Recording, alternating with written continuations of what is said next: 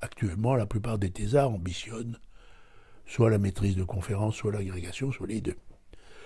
Il n'y a plus de thèse vraiment professionnelle dans mon secteur. Donc, il faut choisir un sujet qu'on pense être un sujet pouvant contribuer à l'obtention de ses ambitions.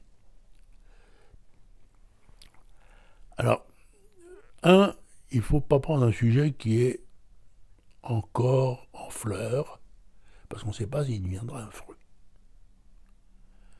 Il y a beaucoup de sujets qui peuvent disparaître en 4 ans et plus présenter d'intérêt lorsqu'on aboutit. Il ne faut pas prendre non plus un sujet qui est arrivé à maturité, parce qu'il sera traité par d'autres, sous forme d'articles ou d'autres, plus vite que le thésard, sera quasiment obsolète. Donc c'est très difficile. Il faut avoir beaucoup de sensibilité, de flair, disant c'est un sujet qui est prometteur, dont les premières concrétisations permettent de penser qu'il aboutira et que le timing coïncidera avec celui de la thèse. Je suis rentré dans ce milieu au moment où l'Union française du général de Gaulle s'effondrait.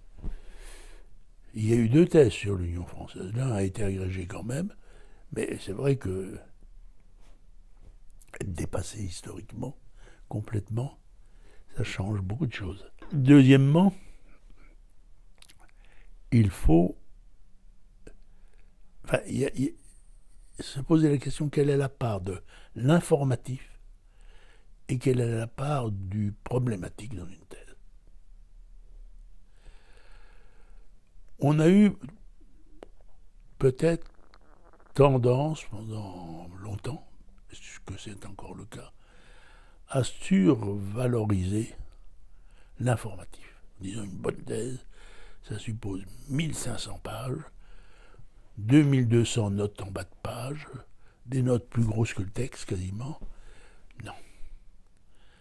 Une thèse, c'est une idée, dans l'idéal. Il y en a toujours plusieurs, mais c'est une idée. Ensuite, bien sûr, cette idée doit être étayée par une démonstration, par des références, par du matériel. Mais ce n'est pas ça le but de la thèse. C'est de faire réfléchir. Faire réfléchir le candidat, faire réfléchir les lecteurs, faire réfléchir. Donc il faut se dire quel est le sujet, quelle est la problématique. Tout à l'heure, vous m'avez demandé à quoi je réfléchis, j'ai dit à la déconstruction de l'Europe. Donc d'abord, pourquoi on est dans la situation actuelle qui est grave, où les gens n'hésitent plus à dire l'Europe peut s'effondrer. Alors il y a des facteurs très divers, mais il est évident qu'on doit recenser les raisons pour lesquelles cette Europe est en difficulté dans la conjoncture actuelle. On ne va pas le faire ici, mais c'est le premier sujet. Et puis, le deuxième aspect, c'est comment pouvoir redresser éventuellement. Voilà un sujet de thèse.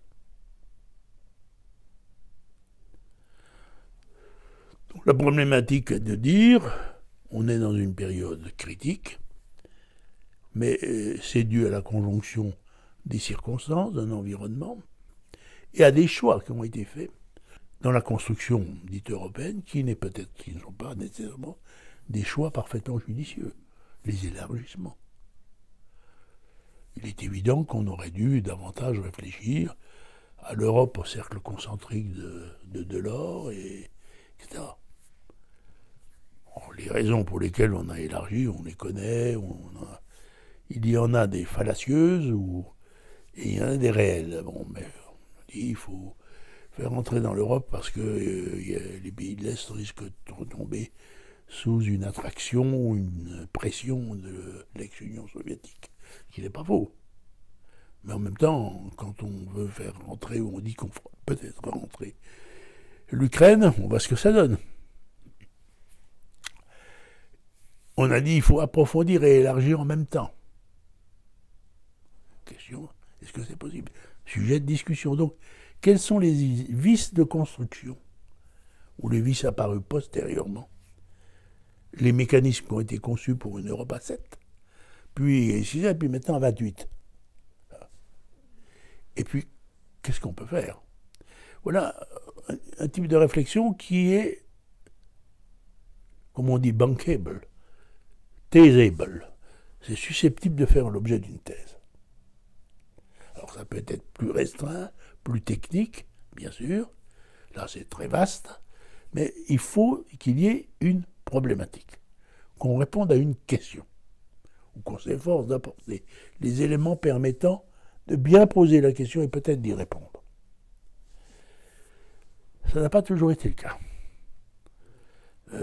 Ou parfois la dimension de l'ambition est telle que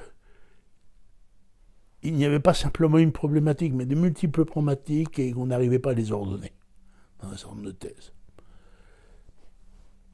Ça a été toujours un peu mon souci. Je ne suis pas sûr d'y avoir réussi. De toute façon, si la réussite n'était pas là, la responsabilité en viendrait au thésard. Mais je vais prendre un ou deux exemples. La thèse de Liano, je ne sais pas si vous la connaissez, en droit de la concurrence. Il est professeur maintenant à l'Université de Londres, et même directeur de tout ce qui est le droit économique. C'est un garçon intelligent, grec, pas parce qu'il est grec qu'il est intelligent d'ailleurs, mais c'est arrivé un moment où le droit de la concurrence a été confronté à la question de savoir quel est le poids de l'analyse économique dans le traitement de la concurrence et comment concilier ça avec le juridique, car il y a eu une certaine antinomie. Le normatif est normativisé. Les économistes vous disent tout est spécifique. Bon. C'était ça un peu le point de départ, et puis il a donné une ampleur à son sujet qui allait bien au-delà de ce que je prévoyais moi, personnellement. Ça aussi, c'est un révélateur. Un bon thésard dépasse la pensée initiale du directeur de thèse. Prenons un deuxième exemple. Il y a bien plus longtemps en arrière, la thèse de Josiane Fink. C'était l'idée, bon, l'Union européenne, elle est projetée dans l'international. Qu'est-ce qu'elle est? Quelle est sa nature? Cette entité qui n'est ni un État ni une organisation internationale, ou qui n'est pas réductible ni à l'un ni à l'autre. Comment ça se traduit? C'est ce qu'elle a fait, qu'elle est très bien réussie, c'est un autre problème. Mais la problématique, c'est qu'il y avait une problématique.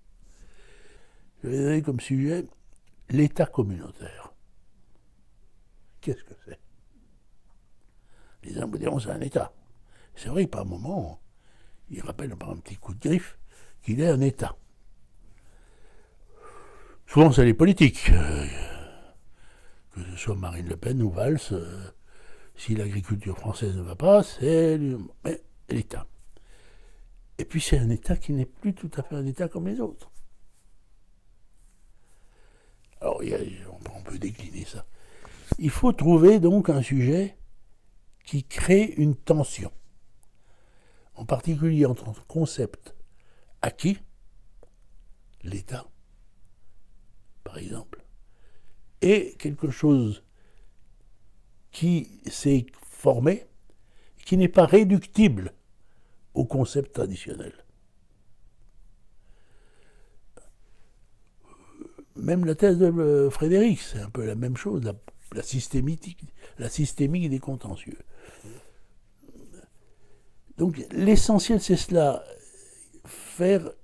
prendre un sujet où il y a une difficulté à unifier la matière conceptuellement.